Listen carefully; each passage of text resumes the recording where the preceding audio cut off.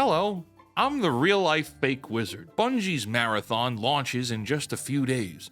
This is their first new game since Destiny and, to some extent, Destiny 2. Sony paid $3.6 billion to acquire Bungie, and after playing Marathon during their server slam beta, the nicest thing I have to say is that the servers were working and operational. That's about it. You know, it took us 3 full years to get Season 5 of Stranger Things, but in gaming, it only took about 3 weeks to get Season 3 of Concord.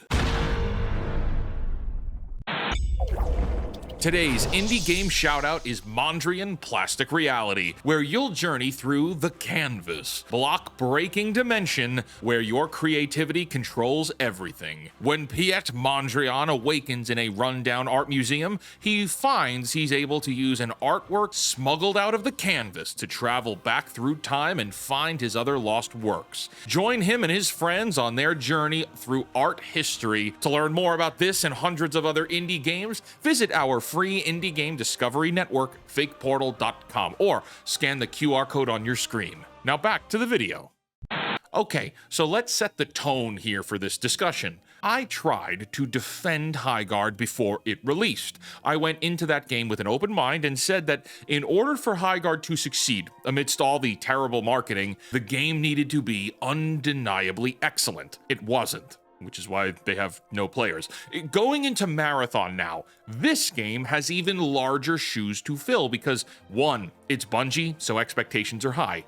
2, live service burnout is very real. 3, this game had marketing troubles throughout 2025. And 4, convincing people to leave the games they've already sunk time and money into is very difficult to do.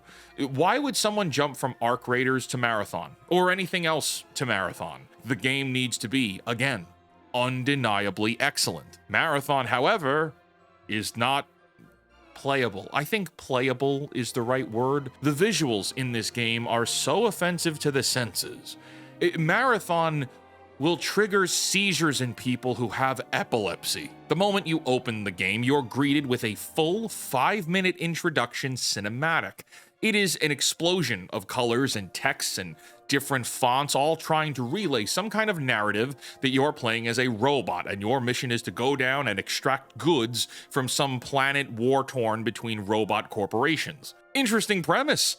God-awful presentation. This cinematic and the entire game is artistically intriguing in the same way you go to a modern art museum and you don't understand anything the artist was trying to say with their art, but that's not actually your fault. The artist, turns out, is just a smug moron. Marathon is a visual abomination. I have no idea what I'm looking at, whether it's the 20 different fonts on screen or the multiple text boxes that are hard to read, or the user interface that is confusing to look at. The text is competing with abstract shapes and colors that serve no functional purpose other than to make the menu look like the cover of a graphic design student's portfolio. People are calling this font slop. From the character build-out screen, you've got a shell select, your loadout, your vault, your armory, your codex, and these are all sub-menus inside of menus inside of other menus. The game makes me feel stupid. Hey, I've got over a decade of experience working in marketing, in corporate marketing, mind you, and I felt like I was reading another language trying to play this game. The inventory is even worse. The icons are tiny. Everything looks the same. You've got these little rectangles and you're hovering over each one trying to figure out if it's a mod or a resource or an ammo pack or a med kit. Is this a consumable? Is this a material? Is this important? I don't know, because it's a little colored square the size of my thumbnail sitting next to 30 other little colored squares. And there's also no drag and drop. There's different buttons to pick things up off the ground versus moving them in your backpack. Now, Bungie has acknowledged this, by the way. They've come out and said the UI is, quote, the biggest problem driving players away, man. Come on. Oh, and they're planning to fix it after launch, but they plan on keeping the font slop. Why? Why would you keep this? I don't even know what the heck I'm looking at. Okay, so let's say you get past the menus and you're walking. You're walking a lot. For a game that is supposed to be a PvPvE, you spend a concerning amount of time just wandering around empty space looking for something to happen. And when you do find someone or something, it's not like there's this sense of tactical standoff. It's instant. It's team deathmatch. As someone sees someone and you're shooting and one of you is dead in 2 seconds because the time to kill is so low that there's no reaction window. You just drop and then you lose your gear because that's the extraction shooter loop, right? You go in, you loot, you try to get out. If you die, you lose whatever you picked up. Except the reward part is where Marathon kind of falls apart because I never felt like the loot was worth any of the risk. How am I supposed to care about the loot I get when I have no idea what I'm looking at? Is this ammo? I keep running out of ammo. They make a point to tell you that you need to manually restore shields and health separately in the opening of the game. Am I carrying a full backpack of shields here? I never seem to run out of health packs and shield refreshes, but heavens forbid I find more ammo in the extraction shooter. That's the game, folks. I don't have anything nice to say about it. So let's move on to the business, where I also don't have much nice to say. Arc Raiders launched in October 2025. It has sold over 12 million copies. On Steam alone, it's regularly pulling around 190,000 players on any given day. 6 million weekly active users across all platforms. The game took the extraction shooter, which was always kind of a niche hardcore thing, and made it accessible. You can pick up Arc Raiders, understand what you're doing within 30 minutes, and then have fun, either solo or with your friends. Marathon is walking into a brick wall with a UI that the developer admits is driving players away, and a gameplay loop that is more punishing, less intuitive, and just less fun in the first few hours than the thing everyone is already playing and already loves. You know, consider this, right? If you're already playing Arc Raiders, or insert literally any other game, right? And maybe you've already made microtransactions, you've bought some stuff, but then also, maybe your friends are already playing Arc Raiders. Are you really going to drop $40 to start over with nothing, with no friends that have also spent the $40 on this font slop game that they're not gonna fix? During the server slam, Marathon peaked at 143,000 concurrent players on Steam. That sounds decent until you realize Arc Raiders server slam hit 190,000. And then Marathon's numbers dropped. By day 2, it was 76,000. By day 3, 33,000. Losing more than half your players in 72 hours during a free beta is not a good sign. And unlike other games that are single player, shooter games that have demos are usually very important to have lots of players experience. And to see a drop-off as large as this, consider that this is people trying your game for free and deciding they'd rather do anything else. $40. Let's talk about the dollars and cents now. Sony paid $3.6 billion for Bungie in 2022. The estimated development cost for Marathon is somewhere around $250 million. Personally, I think it's a lot more, and we'll find out the truth in time. At $40 a copy, and after platform cuts and distribution, Bungie keeps roughly $28 per sale.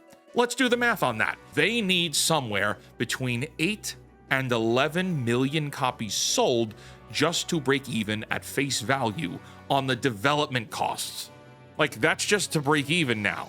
For reference, Arc Raiders has sold 12 million copies total to date. So that's the best case scenario for the genre, and then Marathon needs to match it just to break even. But Marathon has poor reviews, poor word of mouth, and all of the betas had poor player retention. And then, of course, there's the monetization question. This game is $40 with a cosmetic shop and a battle pass. Okay, so your revenue beyond the box price is skins, people buying cosmetic items for their characters. But, hey, have you seen what these characters look like? Are you really buying skins for these robots? Do you even care? Is anyone emotionally invested enough to want to buy skins for this? My gosh, man, the High Guard characters were more appealing than this. See, the thing about skins and cosmetics is Players need to have some kind of emotional connection to the character they're playing as in order to warrant the impulse purchase, right? Cosmetics are almost always designed to be impulsively charged on your credit card. If you don't care about the character, you're not gonna spend money. Now, wait a minute, wizard. If you're not interested in these characters and you're not enthused with this game, then that makes you a hateful, spiteful, negative grifter. Your toxic negativity clouds the positive gamer community, and you need to go. Oh, yeah. Content creators getting paid by Bungie to play this game are white knighting for it all over social media. And they're all saying nonsense like that. More toxic positivity for the pile. When a creator has gotten paid by Bungie for sponsored streams, and then on their non-sponsored streams, they're also defending the game and calling people haters for having legitimate criticism, I can't take you seriously. Your words are for sale. Your integrity costs a couple bucks. How can I, or anyone for that matter, take anything you say seriously? Oh, that's right. We can't. And Bungie has an entire ambassador program for this stuff. They're paying big streamers to run server slam content and likely be platforming the game once it's fully released. And sure, that's standard AAA marketing. Everybody does it. But when the game has genuine problems that players like myself and thousands of other people are pointing out, and the paid creators are out here telling you that you just need to give it more time, that you don't understand, and that it's actually great once you figure it out, that's all just a bogus sales pitch. Yeah, my buddy Kata had the right response on Twitter for this. The longer you play, the more you enjoy the game. Oh, you mean you stop tasting the crap the longer you eat it? In final thoughts, guys, I don't enjoy making a video like this because it contributes to commentary from people saying that I don't like anything. And that's not for a lack of trying. I give everything an honest chance, and this game happens to be visual diarrhea. And I don't think anybody should spend $40 on something that can't pass the most basic test of, can I read the screen? Bungie had 4 years of development, a $3.6 billion acquisition backing them, over 300 developers, an extra 6 months delay, and the end product is a game where the studio themselves admits that the UI is the biggest problem driving people away, and they're going to fix it later on. Which actually means, if we read into that, even after you purchase and the game quote-unquote launches, it's actually still in beta and will be for some time. You want to know what the consensus is on this game beyond player counts and budgets and analytics?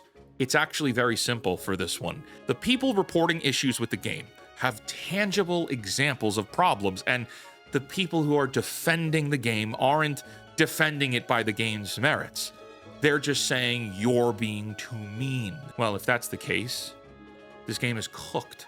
Because the average normie gamer doesn't care about being mean. They just want good games. Until next time, create, innovate, inspire others to do so as well, and for the love of God, cancel Disney+. I'll see you in the next one. Take care.